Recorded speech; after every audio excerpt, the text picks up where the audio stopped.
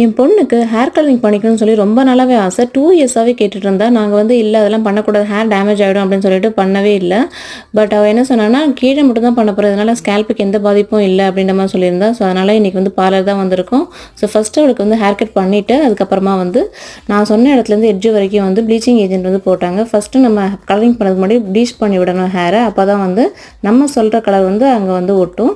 So அதுதான் வந்து அவங்க பண்ணிட்டு இருந்தாங்க. ஃபர்ஸ்ட் டைம் அப்ளை பண்ணிட்டு 1 ஹவர் ஊற விட்டதுக்கப்புறமா செகண்ட் டைம் அப்ளை பண்ணி இது மாதிரி 1 ஹவர் ஊற விட்டு நல்லா ஹேர் வாஷ் பண்ணிட்டு அதுக்கப்புறமா வந்து கலர் பண்ணாங்க. இது வந்து பர்பிள் கலர் தான் சூஸ் பண்ணியிருந்தேன். ஸோ அந்த பர்பிள் கலரை வந்து அவங்க அப்ளை பண்ணிட்டு அதையும் வந்து 1 ஹவர் காய விட்டு வாஷ் பண்ணி ப்ளோ ட்ரை பண்ணி அதுக்கப்புறமா வந்து அயனும் பண்ணாங்க.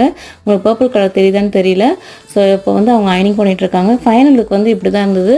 ஸோ எப்படி இருக்குன்னு சொல்லுங்கள். நான் என்ன கலர் சூஸ் பண்ணி கலரிங் பண்ணேன் அப்படின்றத நெக்ஸ்ட் வீடியோ சொல்கிறேன். அமெரிக்கா பற்றின வீடியோஸுக்கு என் சேனல் சப்ஸ்கிரைப் பண்ணிக்கோங்க. இந்த வீடியோ பிடிச்சா மறக்காமல் லைக் பண்ணிவிடுங்க. தேங்க்யூ.